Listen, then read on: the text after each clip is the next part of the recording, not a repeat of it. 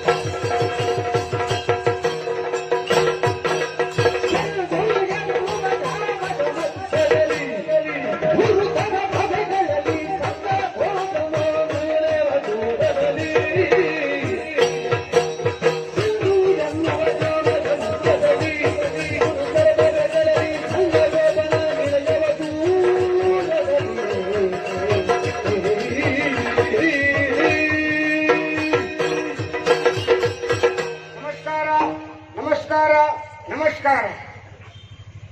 ನಿಮ್ಮ ಅಗತ್ಯವೇ ನನಗೆ. ವಿಶಾಲ ವಿಶ್ವದ ಅನಂತಕೋಟಿ ಜೀವರಾಶಿಗಳ ವೈವಿಧ್ಯಪೂರ್ಣವಾದ ಜೀವನ ಸಂಗ್ರಾಮವನ್ನು ಕಂಡು ಬೇಸತ್ತನು ಎನ್ನುವಾಗಿ ಕರ್ಮ ಸಾಕ್ಷಾದಂತಹ ಜಗಚ್ಚಕ್ಷು ಸೂರ್ಯದೇವನು ಪಡುವಡ ತಟಾಕದಲ್ಲಿ ಕಣ್ಮರೆಯಾದ.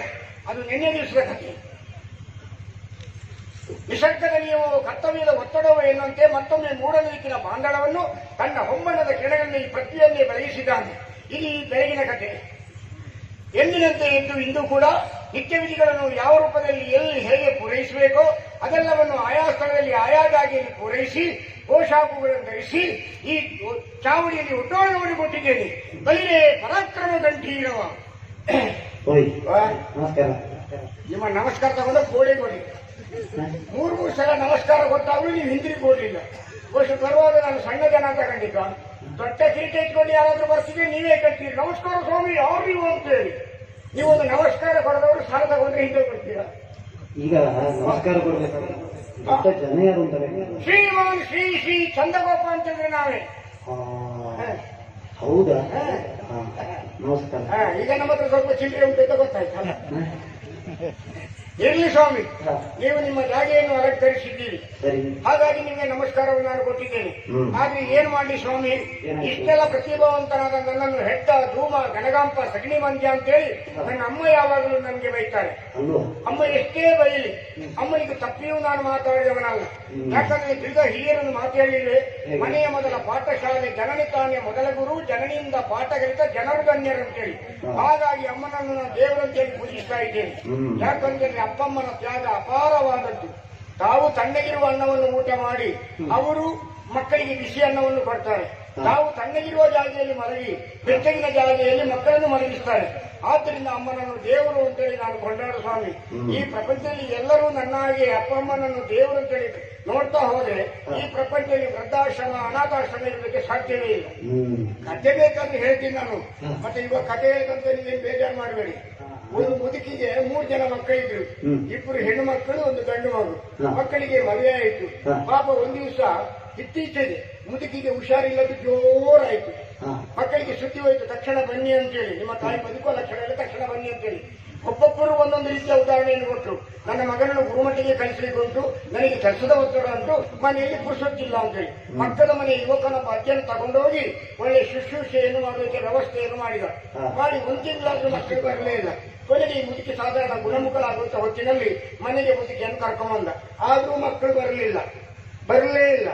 ಮನೆಗೆ ಕರ್ಕೊಂಡು ಬರುವಾಗ ಮನೆಯಲ್ಲಿ ಸಾಕಿದಂತ ನಾಯಿ ಮುದುಕಿ ಹೆಗಲಿಗೆ ಹಾರಿ 2 ಕೈಯನ್ನಿಟ್ಟು ಮುದುಕಿಯ ಮುಖವನ್ನು ನೆಕ್ತಾ ಇತ್ತು. ಮುದುಕಿ ಕಣ್ಣೀರಿಸ್ತಲೇ ಇತ್ತು.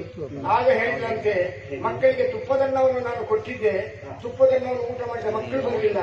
ಅದರ ಬಗ್ಗಿಸುವಾಗ ತಿಳಿಯನ್ನು ಕೊಡದಂತ ನೀನು ನನ್ನ ಮುಖವನ್ನು ನೆಕ್ತಾ ಇದ್ದಿ. ನನ್ನ ಹೊಟ್ಟೆಯಲ್ಲಿ ಆ ಮಕ್ಕಳು ಹುಟ್ಟುವುದಕ್ಕಿಂತ ನೀನು ಮಗನಾಗಿ ಹುಟ್ಟಿದ್ರೆ ನನ್ನ ಬದುಕು ಧನ್ಯವಾಗ್ತಿತ್ತು ಅಂತ ಹೇಳಿದಂತೆ.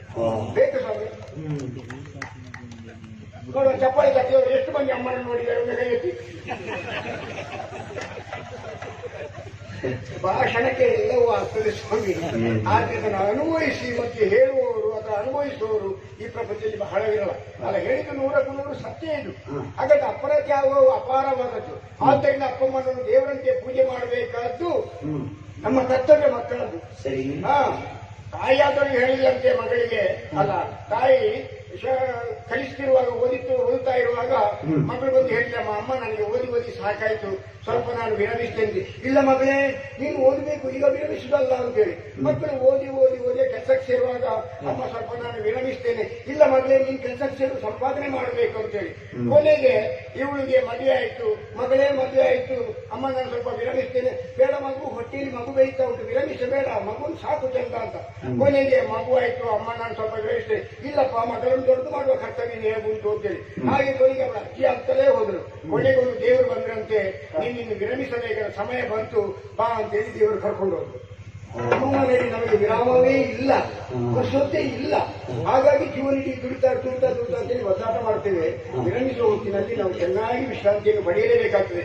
ಇಡೀ ಸ್ವಾಮಿ ಕಥೆ ಏನೇ ಇರಲಿ, ಆ ನಮ್ಮನನ್ನು ದೇವರಂತ ನಾನು ಪೂಜೆ ಮಾಡುವ ಹಾಗಂತ ಏನಿಲ್ಲ. ಒಬ್ಬ ದೇವರು ಅಂತ ಹೇಳಿ ಒಂದು ಹಣೆ ಬಟ್ಟೆ ಹಾಕೊಂಡು ಸಿಗ್ತಾನಲ್ಲ, ಆ ಹಣೆ ಬರೆಗಟ್ಟ ಅವನ ಹೆಸರಲಿಕ್ಕೆ ನಾಚಿ ಆಗಿದೆ ನನಗೆ. ಅವನೇ ತೋಕಿಟ್ಟ ತಿಂದಿಟ್ಟ, ಯಾರು ಅವೇ ಕಪ್ಪು ಬಣ್ಣದವ. ಕೃಷ್ಣ. ಯಾರು ಹೇಳಿದ? ಕೃಷ್ಣ. ಅದೇ ಕೃಷ್ಣ ದೇವರು. ಎಂತ ದೇವರು ಸುಮ್ಮನಿದೆ ಈಗ. ದೇವರು ಅಂತ ಹೇಳಿಕ್ಕೆ ಅವನು ಏನು ಮಾಡಿದ್ದಾನೆ? ದೇವರು ಅಂತ ಹೇಳಿಕ್ಕೆ ಅವನು ಏನು ಮಾಡಿದ್ದಾನೆ? ಒಂದು ಉದಾಹರಣೆ ಮಾಡಿ ನನಗೆ. ನೀವು ಬಾಲಲೀಲೆಯನ್ನು ಕೇಳಲಿಲ್ವಾ? ಬಾವಲಿಯಲ್ಲಿ ಬಾಲಲೀಲೆಗಳನ್ನು. ಯಾವುದು ಬಾಲಲೀಲೆ? ತಾಯಿಗೆ ಬ್ರಹ್ಮಾಂಡವನ್ನೇ ಬಾಯಿಯಲ್ಲಿ ತೋರಿಸಿದ್ದಾರೆ. ನೀವೊಮ್ಮೆ ಸುಮ್ಮನೆ ಕುಳಿತುವರಿಸಿದ ಭಾಗವತೇ ನೀವು. ತಾಯಿಗೆ ಬಾಯಿಯಲ್ಲಿ ಬ್ರಹ್ಮಾಂಡವನ್ನು ತೋರಿಸುವಾಗ ಇವಯಲ್ಲಿ ನಿಂತಿದ್ದ, ಇವಲ್ಲಿ ನಿಂತಿದ್ದ, ಇವರು ಅಮ್ಮೆಯಲ್ಲಿ ನಿಂತಿದ್ರು. ಹೊರಗ ಒಳಗ ಅದು ಕಥೆ ಇಷ್ಟೇ. ಗಣಪತಿ ದೇವರಿಗೆ ಎಳ್ಳುಂಡೆಯನ್ನು ಅರ್ಪಣೆ ಮಾಡುವ ಮೊದಲು ಕೃಷ್ಣ ಏನೋ ಬಾಯಿಗೆ ಹಾಕಿದ.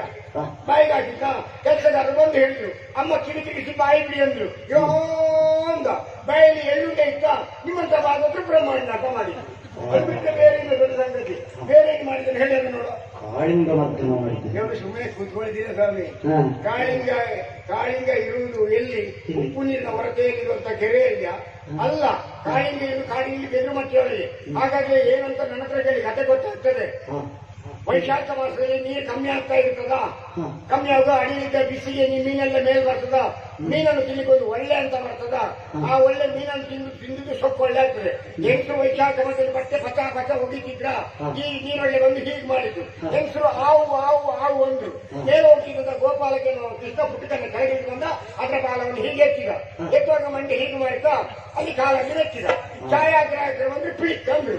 ನಿಮ್ಮಂತ ಭಾಗವತರು ಕಾಳಿಂಗ ಮಾಡ್ತಾನೆ ಅಂತ ಶುರು ಮಾಡಿದ್ರು. ಅದು ಬಿಟ್ಟರೆ ಬೇರೆ ಏನು? ಗೋವರ್ಧನಗಿರಿಯನ್ನು ಕಿರುಬೆರಳಿನಲ್ಲಿ ಸುಮ್ಮನೆ ಇರ್ತೀರಾ ಸ್ವಾಮಿ ಒಮ್ಮೆ. ಆಗ ನೀರು ದೋಸೆ ಬಂತು. ಒಂದು ನೀರು ದೋಸೆ ಮೇಲೆ ಕಿರುವೆಲ್ಲ ನೆಟ್ಟಿದ್ದಾಯ್ತು. ಅಡಿಗೊಂದು ತಟ್ಟೆ, ಅದ್ರ ಮೇಲೆ ತಟ್ಟೆ ಇಟ್ಕೊಂಡಿದ್ದೀವಿ. ಒಂದು ನೀರು ದೋಸೆ ಎತ್ತಲಿಕ್ಕೆ ಆಗದ, ನಿಮ್ಗೆ ಆಗುದಿಲ್ಲ. ಅವ್ನು ಅಷ್ಟು ದೊಡ್ಡ ಬೆಟ್ಟವನ್ನು ಎತ್ತದ. ಹಾಗಾದ್ರೆ ಕಥೆ ಏನು ಅಂತ ಕೇಳಿ, ಜೋರಾಗಿ ಮಳೆ ಸುರಿತಾ ಇತ್ತ, ಮುಸುಳಾಗಾರೆ ಒಣಗೆ ಮಳೆ ಬೀಳ್ತಾ ಇತ್ತು. ಇಡೀ ಕೊಚ್ಕೊಂಡು ಹೋಗ್ತಾ ಇತ್ತು. ಮಕ್ಕಳೆಲ್ಲ ಕುಪ್ಪೆ ಹೊಡೆದ್ರು. ಕೃಷ್ಣ ಏನ್ ಮಾಡುದು ಅಂತ ಹೇಳಿ ಅಷ್ಟೊತ್ತಿಗೆ ಹೀಗೆ ತೋರಿಸಿದ. ಮಕ್ಕಳೆಲ್ಲರೂ ಗೋವರ್ಧನ ಬೆಟ್ಟ ಹೀಗೆ ಬಾಗಿರುದು. ಅದರ ಅಡಿಯಲ್ಲಿ ಹೋಗಿ ನಿಂತು, ಅಲ್ಲಿ ಒಂದು ಹೊಟ್ಟೆ ಇತ್ತು. ಹೆಗ್ಗಣ ಹೊಟ್ಟೆ ಒಂದು ದೊಡ್ಡ ಹೊಟ್ಟೆ ಇತ್ತು. ಆ ಹೊಟ್ಟೆಯಲ್ಲಿ ನೀರು ಟಕ್ಕು ಟಕ್ಕು ಟಕ್ಕು ಕೆಳಗೆ ಬೀಳ್ತಾ ಇತ್ತು. ಮಕ್ಕಳಿಗೆ ಶೀತ ಆಗಬಾರ್ದಲ್ಲಿ ಆ ಹೊಟ್ಟೆಗೆ ಒಂದಕ್ಕೆ ಬೆರಳಿಟ್ಟ. ಛಾಯಾಗ್ರಾಹಕರು ಬಂದು ಪಿಳಿಕ್ಕಂದ್ರು. ನಿಮ್ಮಂತ ಮಾಡಿದ್ರು ಗೋವರ ಉತ್ತರ ಬಂದ ಅಂತ. ಅದು ಬಿಟ್ಟರೆ ಬಚ್ಚವಲ್ಲ ಸುಳ್ಳುಗಳು ಹೇಳ್ಬೇಡಿ ಸ್ವಾಮಿ. ಪೂತನಿ ಹೆಸರಿದ್ದು ಇವತ್ತು ನನಗೊಂದು ಮುಷ್ಟಿ ಅನ್ನ ಸೇರುವುದಿಲ್ಲ. ಬಾಲ್ಯದಿಂದಲೇ ಪೂತನಿಯನ್ನು ಪ್ರೇಮಿಸಿದ ಏಕೈಕ ವ್ಯಕ್ತಿ ನಾನು. ಸ್ವಲ್ಪ ದಿವಸದಲ್ಲಿ ಅವ್ರಿಗೂ ನನಗೂ ಮದುವೆ ಆಗುವುದಿತ್ತು. ಯಾರೋ ನಮ್ಮ ಶತ್ರುಗಳು ಮರೆಯಾಗಲೇಕ ಮಾಡಿದ್ರು. ಕಾರಣ ಇಷ್ಟೇ, ಪ್ರಪಂಚದಲ್ಲಿ ಇರುವ ಎಲ್ಲ ಹೆಣ್ಣು ಮಕ್ಕಳು ತನ್ನ ವಶವರ್ತಿ ಆಗಬೇಕಂತ ಹೇಳಿ ಕೃಷ್ಣ ಎನ್ನುವ ಶಪಥ ಮಾಡಿದ್ದಂತೆ. ಶಪಥ ಮಾಡಿದ್ದ. ಹಾಗಾಗಿ ಇದು ಶ್ರೀಮತಿ ಶ್ರೀ ಆಗುವಂತ ನನ್ನ ಪ್ರಿಯತಮೆಗೆ ಗೊತ್ತಾಯಿತು. ಒಂದು ವೇಳೆ ನಾನು ಚಂದ್ರಗೋಪನನ್ನು ಮದುವೆ ಆದರೆ ಕೃಷ್ಣ ಎನ್ನುವ ನನ್ನ ಮೈ ಮೇಲೆ ಕೈ ಮಾಡ್ತಂದ್ರೆ ಗೊತ್ತಾಗಿ ಒಂಚೂರು ಈ ಭಾಷಣ ತಿಂದು ಸತ್ತು. ಅದಕ್ಕೆ ಬಿಟ್ಟರೆ ಅಲ್ಲಿಗೂ ಕೃಷ್ಣ ಹಾಗೆ ಅವರ ಸುದ್ದಿಯನ್ನು ಒತ್ತಿಲ್ಲ. ಒತ್ತಿದಾಗ ಛಾಯಾಗ್ರಾಹಕರು ಬಂದು ಪಿಳಿಕ್ಕಂದ್ರು. ನಿಮ್ಮಂತ ಭಾಗವತ ತಯಾರದಲ್ಲಿ. ಅದು ಬಿಟ್ಟರೆ ಬೇರೆ ಏನು ಮಾಡಿದೆ?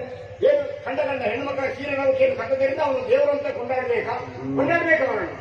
ಏನು ಇವನೊಂದು ಪ್ರಿಯತೆ ಇಟ್ಕೊಂಡು ಪ್ರೀ ಅನ್ಕೊಂಡು ಅದಷ್ಟು ಚೆಂದಾಗಿ ಬೇರೆ ಯಾವ್ದಾದ್ರು ಉಂಟ? ಹಾಲು ಮಾಸ್ಟರ್ ಬೆಣ್ಣೆಯನ್ನು ಕಟ್ಟದ್ರಿಂದ ಅವನು ದೇವರು ಅಂತೇಳಿ ನಾವು ಕೊಂಡಾಡುವ. ಹೇಳಲಿಕ್ಕೆ ನಮಗೆ ಸಂಬಂಧ ಸ್ವಾಮ್ಯವ, ನಮ್ಮ ಪೈಕಿ ಆಗ್ತಾನವ. ಹೌದು, ನಮ್ಮ ಸಂಬಂಧ. ಹೌದಾ? ಸಂಬಂಧ ಹೌದು. ನನ್ನ ಹೆಂಡತಿ ಅಕ್ಕ ಅಡ್ಡಿಲ್ವಾ? ನನ್ನ ಹೆಂಡತಿ ಅಕ್ಕ ಅಂತ ಆಚೆ ಭಾಷೆಯಲ್ಲಿ ಆಗ್ಬೋದು ಅಂತ ಕೇಳಿದ್ದಲ್ಲ ನಾನು. ನಿಮ್ಗೆ ಅಡ್ಡಿಲ್ಲ ಅಲ್ಲ? ಅದಲ್ಲ, ನನ್ನ ಹೆಂಡತಿ ಅಕ್ಕ ಇಲ್ವಾ? ಹೌದು, ರಾಧೆ ಎನ್ನುವಳು. ರಾಧೆ ಎನ್ನುವಳು ಯಾರು? ನಮಗೆ ಸಂಬಂಧ, ನನಗೆ ಲೆಕ್ಕದಲ್ಲಿ. ಅವಳ ಗಂಡ ಉತ್ತಂದೆ ಎನ್ನುವ ದೇಶ ಕಾಯ್ದೆಗಾಗಿ ಸೈನಿಕ ಭರ್ತಿಯಲ್ಲಿದ್ದಾನೆ. ಇವಳು ತನ್ನ ಮಗನ ಪ್ರಾಯದ ಕೃಷ್ಣ ಜೊತೆಯಲ್ಲಿ ಸೊಕ್ತಾ ಇದ್ದಾಳೆ. ಇಂಥ ಮಾರಿ ಸರ್ಕಾರದವರ ವಿಷಯ ಅಂದ್ರೆ ಜಾಗ್ರತೆ. ನನಗೇನಾದ್ರೂ ವಿರುದ್ಧ ಮಾತಾಡಿದ್ರೆ ಅಥವಾ ನೀವು ಯಾರು ದೇವರ ಬಗ್ಗೆ ಏನಾದ್ರೂ ನೀವು ಮಾತಾಡಿದ್ರೆ ಸ್ವಲ್ಪ ಹೊತ್ತಲ್ಲಿ ನಿಮ್ಮನ್ನು ಬದಲಾವಣೆ ಮಾಡಿ ಬೇರೆ ಏನಾದ್ರೂ ಕೂಡಿಸಿ ನಾನು